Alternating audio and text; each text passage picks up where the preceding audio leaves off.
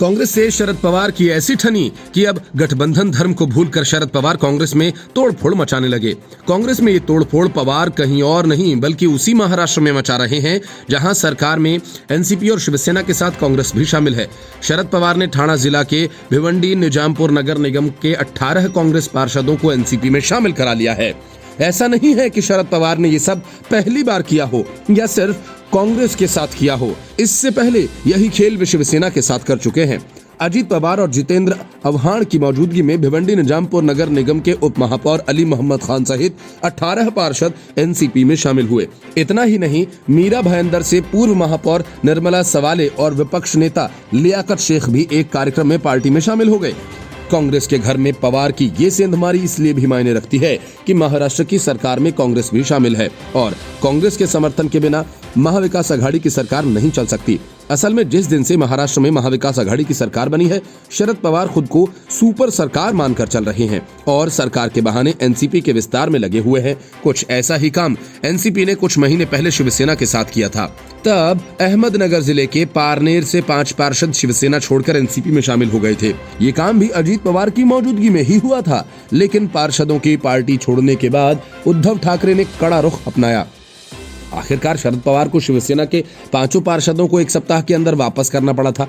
शिवसेना के हाथों मात खाए शरद पवार ने उस घटनाक्रम से कोई सबक नहीं लिया और अब कांग्रेस में बड़ी सेंध लगा दी। महाराष्ट्र ही नहीं बल्कि पूरे देश में सिकुड़ती जा रही कांग्रेस उद्धव ठाकरे जैसी कड़ी प्रतिक्रिया व्यक्त नहीं कर रहे और सत्ता में बने रहने के लिए इस घटनाक्रम को भूल जाएं।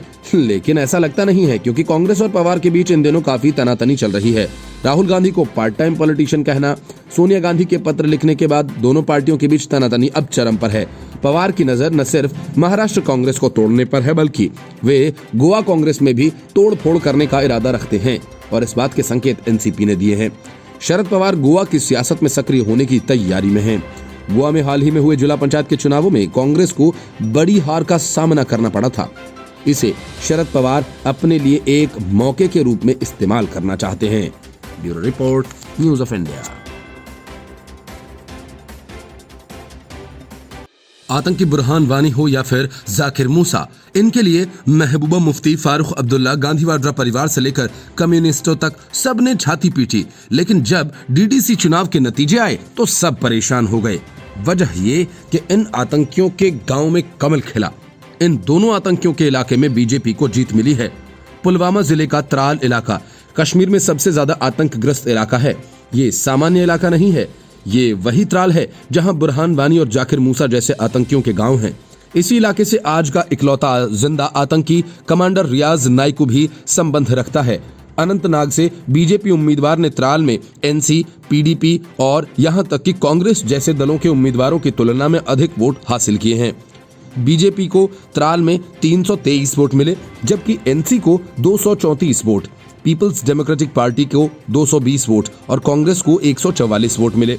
हालांकि इस निर्वाचन क्षेत्र में बीजेपी उम्मीदवार के कुल वोट कम थे, लेकिन पार्टी त्राल में बढ़त के कारण उत्साहित दिख रही है। कश्मीर में पार्टी के वरिष्ठ नेता और त्राल बीजेपी यूनिट के मुताबिक ये शुरुआत है। ये कहते हैं कि उन्हें यकीन है कि इस बार विधानसभा चुनाव में त्राल से कमल खिलेगा और इस बदलाव के पीछे वो पीएम मोदी की पीपल्स फ्रेंडली योजनाओं को जिम्मेदार ठहराते हैं। त्राल बीजेपी अध्यक्ष अल्ताफ ठाकुर कहते हैं कि लोकसभा चुनावों में पहली बार त्राल विधानसभा क्षेत्र से बीजेपी लीड में है। हर दल को पीछे छोड़ दिया है। आतंकग्रस्त त्राल के लिए किसी भी दल ने कुछ नहीं किया, इसलिए इस इलाके में युवा बहुत परेशान हैं। यही वजह है कि त्राल ने बदलाव चाहा है और प्रधानमंत्री के विकास रथ को चुना। बीजेपी कहती है ये हमारी उपलब्धि का एक संकेत है। सभी खतरों के बावजूद हमारा कैडर त्राल में निकला और वोट किया। बीजेपी नेता अल्ताफ ठाकुर ने कहा कि ये चुनाव शुरुआत थी और आने वाले विधानसभा चुनावों में कश्मीर में बीजेपी 7 से 8 सीटें जीतेगी और बीजेपी का राज्य में नारा है कि अब की बार 50 के पार ये पूरा होगा। जम्मू कश्मीर में जिला विकास परिषद के चुनाव के नतीजे सामने आने के बाद भारतीय जनता पार्टी केंद्र शासित प्रदेश की सबसे बड़ी पार्टी बनकर उभरी है। चुनावों में बीजेपी को 74 सीटों पर जीत हासिल हुई। केंद्रीय कानून मंत्री रविशंकर प्रसाद ने इसे ऐतिहासिक जीत को जम्मू कश्मीर की जनता, उनकी आशा और विकास की विजय बताया। उन्होंने गुपकार गठबंधन के संदर्भ में कहा कि ये बना इसलिए था क्योंकि इन्हें मालूम था कि ये अकेले बीजेपी को हरा नहीं पाएंगे। आज बीजेपी को एनसी, कांग्रेस, पीडीपी से ज्यादा सीटें मिली हैं। उन्होंने दावा किया कि प्रदेश में जिन निर्दलियों ने विजय हासिल की है उनमें से अधिकतर बीजेपी समर्थित हैं। घाटी में कमल खिलने पर उन्होंने कहा कि मैं पीएम मोदी, जम्मू कश्मीर के लोगों, पार्टी के कार्यकर्ताओं और नेता सभी का अभिनंदन करता हूं। पुलवामा में कुल 7.4% वोट पड़े, जबकि सोपोर में 23.8% वोटिंग हुई।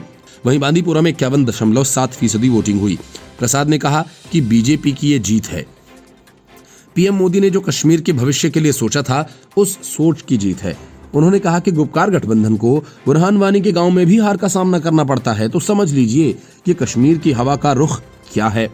रविशंकर प्रसाद ने निर्दलीय उम्मीदवारों की तारीफ की और इंजीनियर एजाज की जीत को कश्मीर की नई आवाज बताया। उन्होंने कहा कि कश्मीर की जमहूरियत नई अंगड़ाई ले रही है, लोकतंत्र आशा और उत्साह की अंगड़ाई ले रहा है। डीडीसी चुनाव में 51% वोटिंग हुई। नतीजों से पता चला कि इस बार भाजपा का वोट शेयर भी गुपकार गठबंधन से अच्छा है। जानकारी के मुताबिक बीजेपी का वोट शेयर 38.74% है और गुपकार गठबंधन का कुल वोट शेयर 32.96% है। भाजपा को कुल 4,87,364 वोट मिले और एनसी, पीडीपी और कांग्रेस को कुल मिलाकर 4,77,000 वोट मिले, जो भाजपा के वोट से काफी कम है। Bureau report, news of India. किसान आंदोलन के नाम पर अपनी राजनीति चमकाने के चक्कर में अरविंद केजरीवाल बुरी तरह से फंस गए हैं। कृषि कानूनों की प्रतियां दिल्ली विधानसभा में फाड़ने वाले केजरीवाल के खिलाफ विशेषाधिकार हनन का गंभीर आरोप लगा है। आरोप सही पाए जाते हैं तो केजरीवाल को इसके गंभीर परिणाम भुगतने पड़ सकते हैं। राज्यसभा के मनोनीत सदस्य सोनल मानसिंह ने राज्यसभा के सभापति वेंकैया नायडू को ये नोटिस भेज दिया है। उन्होंने नोटिस के साथ ही सोनल ने अरविंद केजरीवाल के भाषण की सीडी भी सौंपी है। सूत्रों के अनुसार राज्यसभा के सभापति नोटिस का संज्ञान लेते हुए इसे विशेषाधिकार का हनन समिति के पास विचार करने के लिए भेज सकते हैं। आरोपों के सही पाए जाने की स्थिति में विशेषाधिकार समिति दिल्ली विधानसभा को उचित कार्रवाई के लिए कह सकता है। सूत्रों का कहना है कि नियम के मुताबिक सदन के भीतर दिए गए भाषण या किसी भी काम के खिलाफ सदन के बाहर कानूनी कार्रवाई नहीं हो सकती, लेकिन संसद के उच्च सदन के खिलाफ विधानसभा के भीतर हुए अवमानना के मामले में उसी विधानसभा के संबंधित सदस्य के खिलाफ विशेषाधिकार हनन के लिए कार्रवाई के लिए कहा जा सकता है। विशेषाधिकार हनन के नोटिस में केजरीवाल पर संसद के उच्च सदन के साथ ही उसके अध्यक्ष की अवमानना का आरोप लगाया गया है। सोनल मानसिंह ने नोटिस में केजरीवाल के हिंदी में दिए गए भाषण का जिक्र किया। नोटिस के मुताबिक केजरीवाल ने कहा कि राज्यसभा में पहली बार 3 विधेयक बिना किसी मतदान के पारित हुए। मानसिंह का आरोप है कि अरविंद केजरीवाल का ये बयान विशेषाधिकार का गंभीर हनन होने के साथ ही सदन की घोर अवमानना भी है। उन्होंने केजरीवाल के बयान को सभापति, राज्यसभा और भारतीय संसद के ऊपरी सदन की प्रतिष्ठा को कलंकित करने का शरारतपूर्ण प्रयास करार दिया। मानसिंह ने नोटिस में कहा कि तथ्य ये है कि राज्यसभा ने एकजुटता दिखाते हुए इन विधेयकों को सर्वसम्मति से पारित किया और इस तथ्य को संज्ञान में रखा गया कि ये विधेयक देश में कृषक समुदाय के कल्याण के लिए है। 20 सितंबर को तीनों कृषि सुधार विधेयक शोरगुल के बीच सदन में पारित किए गए थे। इस दौरान विपक्ष के कई सदस्य अध्यक्ष के आसन के पास विरोध जता रहे थे। कुछ सदस्यों ने मत विभाजन की मांग भी की थी, लेकिन राज्यसभा के उपसभापति हरिवंश ने इसे खारिज कर दिया था। आम आदमी पार्टी के नेता अरविंद केजरीवाल के खिलाफ कार्रवाई की मांग करते हुए मानसिंह ने कहा कि अरविंद केजरीवाल ने दिल्ली विधानसभा में निंदात्मक शब्दों का प्रयोग करने के बाद तीनों कृषि कानूनों की प्रतियां फाड़ दी। केजरीवाल का ये काम राज्यसभा की अवमानना है और संबंधित नियमों के तहत दंडनीय भी है। आधिकारिक सूत्रों ने बताया कि अब राज्यसभा के सभापति इस नोटिस पर कार्रवाई करने या नहीं करने का निर्णय लेंगे। कार्रवाई का निर्णय लेने पर वह इस नोटिस को सदन की विशेषाधिकार समिति के पास भेजेंगे। समिति ही दिल्ली विधानसभा के केजरीवाल के खिलाफ उपयुक्त कार्रवाई करने के लिए कहेगी। मानसिंह के अनुसार केजरीवाल ने आरोप लगाया कि पहली बार बिना मतदान के राज्यसभा में तीनों बिल पास किए गए। उन्होंने कहा कि असल में राज्यसभा में तीनों बिल को ध्वनि मत से पास किया गया था और ध्वनि मत से बिल पास कराने की पुरानी परंपरा रही है। गौरतलब है कि केजरीवाल ने 17 दिसंबर को दिल्ली विधानसभा में तीनों कृषि सुधार कानूनों की प्रतियों को किसान विरोधी बताते हुए फाड़ दिया था। Bureau report, news of India. UP विधानसभा चुनाव होने में अभी 2 साल का वक्त है, लेकिन कांग्रेस और केजरीवाल की तैयारी ऐसी है कि मानो अगले कुछ महीनों में ही चुनाव होने वाले हों। अरविंद केजरीवाल के सारे भोंपू यूपी बाजा बजाने लगे हैं। आत्मविश्वास इतना दिखा रहे हैं कि मानो विधानसभा चुनाव तो पहले ही जीत लिया हो। दूसरी तरफ कांग्रेस को कोई सहयोगी नहीं मिला तो उसने अकेले अपने दम पर चुनाव लड़ने का ही ऐलान कर दिया। तीसरी तरफ असदुद्दीन ओवैसी, ओम प्रकाश राजभर जैसे छुटभैया नेताओं के साथ मिलकर अपनी संभावनाएं तलाश रहे हैं। असल में केजरीवाल से लेकर कांग्रेस तक, ओवैसी से लेकर राजभर तक, ये ऐसी पार्टियां हैं जिनका यूपी में कोई सियासी वजूद है नहीं, लेकिन इन सब के बीच संकेत ऐसे मिल रहे हैं कि अगर सब कुछ ठीक ठाक रहा तो यूपी विधानसभा चुनाव में कवि कुमार विश्वास केजरीवाल की हवा निकालते दिखेंगे। केजरीवाल से अपना हिसाब चुकता करने से कुमार विश्वास कभी नहीं चूकते और बहुत मुमकिन है कि ऐसा मौका उन्हें यूपी विधानसभा चुनाव के दौरान मिल सकता है। यही वजह है कि यूपी बीजेपी के प्रदेश अध्यक्ष स्वतंत्र देव सिंह कुमार विश्वास की जमकर प्रशंसा करते हैं। असल में एक कार्यक्रम में कविता पाठ के लिए कवि की जमकर तारीफ की। ये प्रोग्राम दिवंगत पूर्व प्रधानमंत्री और बीजेपी के दिग्गज नेता रहे अटल बिहारी वाजपेयी की 96वीं जयंती की पूर्व संध्या पर हुआ। स्वतंत्र देव सिंह ने इसके अलावा अपने ट्विटर हैंडल से एक ट्वीट किया जिसमें उन्होंने खुलकर कवि की तारीफ की, साथ ही फोटोज भी शेयर किए और लिखा कि आज लखनऊ में पूर्व प्रधानमंत्री अटल बिहारी वाजपेयी की जयंती की पूर्व संध्या पर आयोजित काव्य गोष्ठी में मुख्यमंत्री योगी आदित्यनाथ के साथ हिस्सा लिया। विश्वविख्यात कवि डॉक्टर कुमार विश्वास ने अपने शानदार काव्य पाठ से काव्य प्रेमियों को मंत्रमुग्ध कर दिया। दिलचस्प यह है कि आम आदमी पार्टी के पूर्व नेता के लिए उत्तर प्रदेश बीजेपी प्रमुख की ओर से ये प्रशंसा ऐसे वक्त पर की गई जब हाल ही में दिल्ली के मुख्यमंत्री और आम आदमी पार्टी के संयोजक अरविंद केजरीवाल के नेतृत्व वाली पार्टी ने उत्तर प्रदेश में भी विधानसभा चुनाव लड़ने का ऐलान किया। यूपी में 404 विधानसभा सीटें हैं जिनके चुनाव 2022 में होने हैं। कुमार विश्वास यूपी के पेलखुआ से नाता रखते हैं। उनके पिता चाहते थे कि कुमार विश्वास इंजीनियर बने, पर बेटे की चाहत हिंदी साहित्य पढ़ने की थी। ऐसे में उन्होंने अपने मन की सुनी और आगे हिंदी में ही पीएचडी की। इसी दौरान उन्होंने अपना शर्मा टाइटल भी नाम से हटा लिया। बाद में 1994 में वे राजस्थान में लेक्चरर बने। फिर 2012 में वे आम आदमी पार्टी के साथ वॉलंटियर के तौर पर जुड़े, लेकिन कुछ मामलों में मतभेदों को लेकर विश्वास आपसे अलग हो गए। केजरीवाल से उनकी दूरी बढ़ने की वजह यह है कि विश्वास समाजसेवी अन्ना हजारे के खेमे में थे, वह सियासी पार्टी के पक्ष में नहीं थे। उन्होंने केजरीवाल की जी हुजूरी करने से इनकार कर दिया। कहा जाता है कि वह केजरीवाल और मनीष सिसोदिया के नाम के आगे जी नहीं लगाते। विश्वास की ये बात दोनों को खटकती थी। फिर कुमार विश्वास की पंजाब में अनदेखी की गई। प्रचारकों की लिस्ट में उनका नाम नहीं था, जबकि कवि पॉपुलैरिटी के मामले में केजरीवाल को भी कांटे की टक्कर देते हैं। भीड़ खींचने में उन्हें माहिर माना जाता है। इसके अलावा कुछ और बातें भी हैं जो दोनों के रिश्तों के बीच दीवार की वजह बनी हुई हैं। The report, news of India. TMC छोड़कर हाल ही में बीजेपी में शामिल हुए सुवेंदु अधिकारी ने अपनी पहली ही सियासी चाल में ममता बनर्जी को मात दे दी। बीजेपी नेता सुवेंदु अधिकारी ने अपने गढ़ पूर्वी मेदिनीपुर जिले के कांथी में जोरदार रोड शो किया। रोड शो के दौरान सुवेंदु ने कहा, आगामी बंगाल विधानसभा चुनाव में भाजपा 200 से ज्यादा सीटें जीतेगी। असल में सुवेंदु अधिकारी का रोड शो इसलिए भी बड़ा मायने रखता है, इसके पहले तृणमूल कांग्रेस ने भी यहीं पर शक्ति प्रदर्शन किया था, लेकिन सुवेंदु अधिकारी का रोड शो ममता बनर्जी की रैली पर भारी पड़ गया। सुवेंदु अधिकारी ने ममता बनर्जी सरकार पर जमकर निशाना साधा। उन्होंने भारी भीड़ के बीच नया नारा देते हुए कहा, इस बार 200 पार। केंद्रीय गृह मंत्री अमित शाह भी बंगाल के आगामी विधानसभा चुनावों में भाजपा के 200 सीटें जीतने का लक्ष्य तय कर चुके हैं।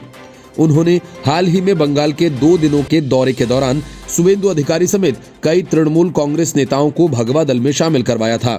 सुवेंदु का रोड शो इतना बड़ा था कि रैली वाले मैदान तक 5 किलोमीटर के सफर को पूरा करने के लिए कई घंटे लग गए। रोड शो में सुवेंदु अधिकारी ने कहा कि ममता बनर्जी इस बार रेस में दूसरे नंबर पर आएंगी। भाजपा नेता सुवेंदु अधिकारी के रोड शो में उनके समर्थकों ने खूब नारेबाजी की। समर्थकों ने अनोखे अंदाज में नारा लगाया। वह नारा था, हरे कृष्णा हरे हरे, भाजपा घरे घरे। असल में हरे कृष्ण कृष्ण कृष्ण हरे हरे 15वीं शताब्दी के हिंदू संत श्री चैतन्य महाप्रभु ने कहा था। सुवेंदु अधिकारी ने कहा कि श्री चैतन्य ने सार्वभौमिक प्रेम का संदेश फैलाया, इसलिए ये नारा दिया गया है, हम एक ही समय में पुरुषोत्तम राम और श्री चैतन्य को श्रद्धांजलि दे रहे हैं। सुवेंदु अधिकारी ने आगे कहा कि तृणमूल कांग्रेस मुझ पर जितने हमले करेगी वह पूर्व और पश्चिम मेदिनीपुर में और हारती जाएगी। मैं पश्चिम मेदिनीपुर में रविवार को रैली को संबोधित करूंगा। बंगाल मेरा घर है और भारत मेरा देश। वहीं राज्य की मुख्यमंत्री ममता बनर्जी भी जल्द ही उस नंदीग्राम में रैली को संबोधित करेंगी, जहां का प्रतिनिधित्व शुभेंदु अधिकारी इस्तीफा देने से पहले किया करते थे। तृणमूल कांग्रेस ने शुभेंदु अधिकारी के गढ़ में बुधवार को रैली करते हुए उन पर जमकर निशाना साधा। पार्टी ने उन्हें गद्दार तक घोषित कर दिया था। बीजेपी के नए नवेले नेता शुभेंदु अधिकारी के रोड शो में काफी भीड़ इकट्ठी हुई थी। इसमें इतनी भीड़ थी कि 1 मिनट में कुछ ही इंच तक बीजेपी नेता चल पा रहे थे। इस रैली को टीएमसी के सांसद सौगत राय और मंत्री फरहाद हकीम ने संबोधित किया था। सौगत राय ने रैली में कहा था कि शुभेंदु बंगाल की राजनीति में कोई मजबूत व्यक्ति नहीं है। वह पहला विधानसभा और लोकसभा चुनाव हार गए। उन्होंने 2006 में कांथी दक्षिण से अपना पहला विधानसभा चुनाव जीता। उन्हें कैबिनेट में 2 महत्वपूर्ण विभाग दिए गए। उसे और क्या चाहिए था? वह देशद्रोही है। The report, news of India.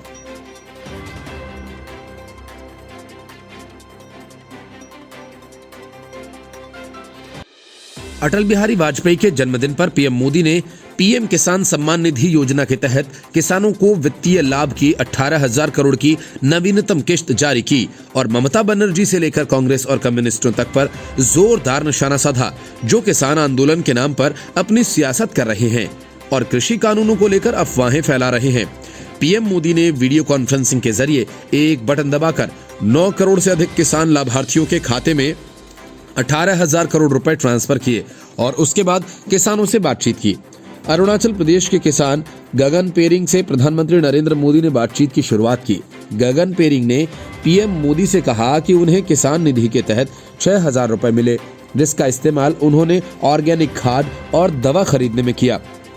उन्होंने बताया कि उनके साथ 446 किसान जैविक खाद से अदरक उगाते हैं। संवाद के दौरान पीएम मोदी ने पेरिंग से पूछा, आप छोटे किसानों को प्राइवेट कंपनी के साथ जोड़ते हैं, तो क्या उन्होंने सिर्फ प्रोडक्ट खरीदे या आपकी जमीन भी ले ली?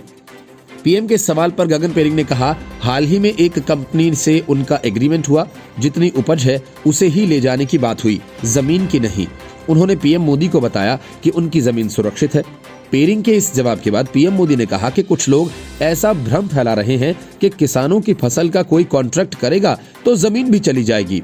देश के किसानों को संबोधित करते हुए पीएम मोदी ने कहा कि किसानों के जीवन में खुशी हम सभी के जीवन में खुशी बढ़ा देती है। आज का दिवस तो बहुत ही पावन है। किसानों को आज जो सम्मान निधि मिली है, उसके साथ ही आज का दिन कई अवसरों का संगम बनकर आया है। पीएम मोदी ने आगे कहा, मुझे आज इस बात का अफसोस है कि पश्चिम बंगाल के 70 लाख से अधिक किसान भाई बहनों को इसका लाभ नहीं मिल पाया है। बंगाल के 23 लाख से अधिक किसान इस योजना का लाभ लेने के लिए ऑनलाइन आवेदन कर चुके हैं, लेकिन राज्य सरकार ने वेरिफिकेशन की प्रक्रिया को इतना लंबे समय तक रोक रखा है। विपक्ष पर हमला करते हुए मोदी ने कहा कि स्वार्थ की राजनीति करने वालों को जनता बहुत बारीकी से देख रही है। जो दल पश्चिम बंगाल में किसानों के अहित पर कुछ नहीं बोलते, वो दल यहाँ किसान के नाम पर दिल्ली के नागरिकों को परेशान करने में लगे हुए हैं, देश की अर्थनीति को बर्बाद करने में लगे हुए हैं। जो लोग 30-30 साल तक बंगाल में राज करते थे, एक ऐसी राजनीतिक विचारधारा को लेकर उन्होंने बंगाल को कहां से कहां लाकर खड़ा कर दिया, ये सारा देश जानता है। पीएम मोदी अपने संबोधन के दौरान विपक्ष पर जमकर बरसे। उन्होंने कहा कि मैं इन दलों से पूछता हूं कि यहाँ फोटो निकालने के कार्यक्रम करते हो, जरा केरल में आंदोलन करके वहां तो एपीएमसी चालू करवाओ। पंजाब के किसानों को गुमराह करने के लिए आपके पास समय है, केरल में ये व्यवस्था शुरू कराने के लिए आपके पास समय नहीं है। क्यों आप लोग दोगली नीति को लेकर चल रहे हो? पीएम मोदी ने आगे कहा कि किसानों के नाम पर अपने झंडे लेकर जो खेल खेल रहे हैं, अब उनको सच सुनना पड़ेगा। ये लोग अखबार और मीडिया में जगह बनाकर राजनीतिक मैदान में खुद के जिंदा रहने की जड़ी बूटी खोज रहे हैं। ये वही लोग हैं जो वर्षों तक सत्ता में रहे। इनकी नीतियों की वजह से देश की कृषि और किसान का उतना विकास नहीं हो पाया जितना उसमें सामर्थ्य था। पहले की सरकारों की नीतियों की वजह से सबसे ज्यादा बर्बाद छोटा किसान हुआ है। Bureau report, news of India.